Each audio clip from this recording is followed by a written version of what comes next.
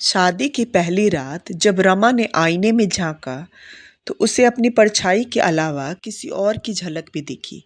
लेकिन वो कौन था? तो आइए जानते हैं। रमा की शादी एक संपन्न परिवार में हुई थी। उसका ससुराल एक पुरानी हवेली थी जो अपने भव्य स्वरूप के लिए पूरे गांव में मशहूर थी। लेकिन जितनी खूबसूरत वह हवेली बाहर से दिखती थी, उतनी ही रहस्यमयी और डरावनी अंदर से थी।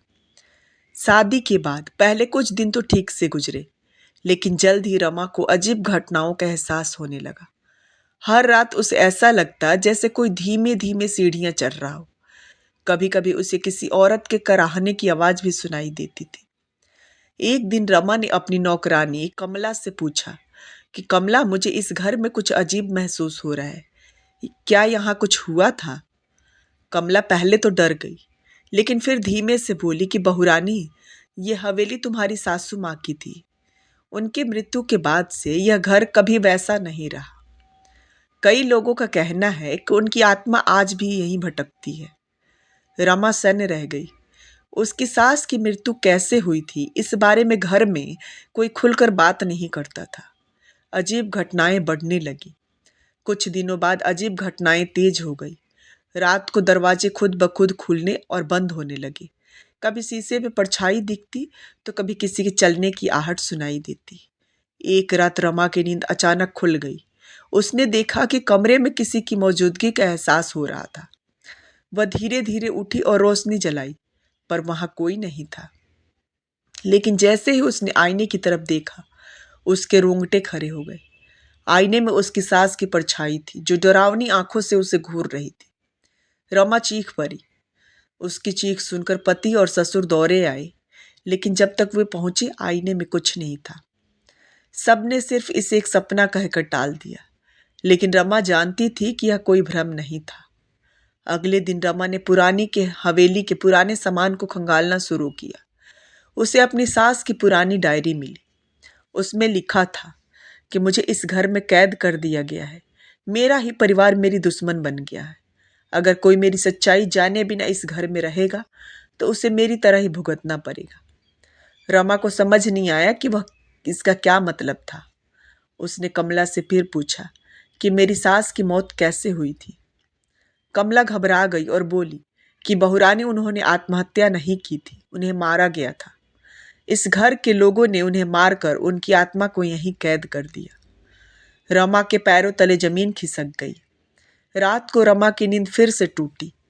इस बार हवेली में अंधेरा था, लेकिन उसे किसी के चलने की आवाज सुनाई दे रही थी। वह डरते डरते कमरे से बाहर निकली। सीढ़ियों के पास उसकी सास की आत्मा खड़ी थी। फटी हुई साड़ी, सफेद चेहरा और जलती हुई लाल आंखें। तू भी उन्हीं में से है? तू भी मेरी जगह लेने आई है? वह भयानक आवाज में बोली। रमा घबरा कर पीछे हटने लगी, लेकिन आत्मा हवा में तैरते हुए उसकी तरफ बढ़ रही थी। तभी अचानक ससुर जी वहां आ गए। उन्होंने हाथ जोड़कर आत्मा से कहा कि माफ कर दो हमें। हमने तुम्हारे साथ अन्याय किया, हमें क्षमा कर दो। आत्मा रो पड़ी। पूरे घर में अजीब सी हवा चलने लगी। आत्मा धीरे धीरे फीकी पड़ने लगी और अंत में गायब हो गई। उस रात के बाद हवेली में कोई अजीब घटना नहीं हुई। रमा को लगा कि अब कोई डरावनी परछाई नहीं दिखती थी और ना ही कोई रहस्यमयी आवाज सुनाई देती थी। रमा को लगा कि सास की आत्मा को शांति मिल गई और अब सब कुछ सामान्य हो गया है। लेकिन हकीकत कुछ और थी। अगली सुबह रमा अपने कमरे में बैठी थी जब अचानक कमला नौकरानी घबराई हुई आई। बहुरानी, यह हवेली अभी भी पूरी तरह शुद्ध नहीं हुई है। सासू माँ की आत्मा जरूर गायब हो गई, लेकिन उनका सच अब भी दफन है। रमा चौंक गई। सच? कैसा सच? कमला ने इशारा किया कि वह चुपचाप उनके साथ चले। वे हवेली के सबसे पुराने हिस्से में पहुंचे, जहां एक जर्जर दरवाजा था। कमला ने कहा, यह कमरा पिछले 20 साल से बंद है, लेकिन मैंने रात में इसी में किसी के चलने की आवाज सुनी है। रमा ने हिम्मत जुटाकर दरवाजा खोला। अंदर घना अंधेरा था। जैसे ही उसने दीपक जलाया, सामने एक पुरानी कुर्सी रखी थी और उसके पास एक टूटा हुआ आईना था। आईने पर खून के धब्बे थे। जैसे ही रमा ने आईने में देखा, उसे अपनी सास की झलक फिर से दिखी, लेकिन इस बार वे रो रही थी। आईने पर अचानक एक वाक्य उभर आया, सच को बाहर लाओ। वरना तुम भी मेरी तरह मर जाओगी। रमा अब यह समझ चुकी थी कि आत्मा पूरी तरह मुक्त नहीं हुई थी। उसे असली सच्चाई जाननी थी। रमा ने कमला से पूछा, मुझे सब कुछ बताओ। कमला घबराई, लेकिन फिर उसने जो बताया वह चौंका देने वाला था। बहुरानी, तुम्हारी सास बहुत दयालु महिला थी, लेकिन उनके देवर यानी कि तुम्हारे ससुर के छोटे भाई को यह पसंद नहीं था कि हवेली की सारी जायदाद उनके नाम हो। उन्होंने एक रात साजिश रचकर तुम्हारी सास को जहर दे दिया और पूरी दुनिया को बता दिया कि उन्होंने आत्महत्या कर ली।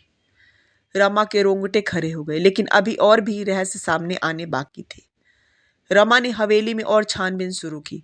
फिर वह फिर से गुप्त कमरे में गई और वहां उसे एक पुराना संदूक मिला। जैसे ही उसने संदूक खोला, अंदर एक लाल रंग की पुरानी साड़ी और कुछ पुराने कागजात थे। उसने कागजात को ध्यान से पढ़ा।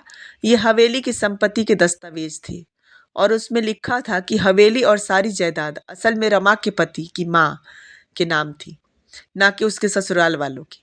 रमा समझ गई कि उसकी सास की हत्या केवल हवेली और धन दौलत के लिए की गई थी। लेकिन तभी तेज हवा चलने लगी।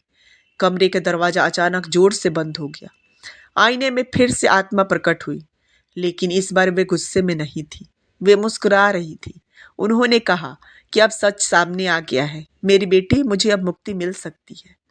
रमा की आंखों में आंसू बहने लगे। हवेली की सच्चाई सामने आई।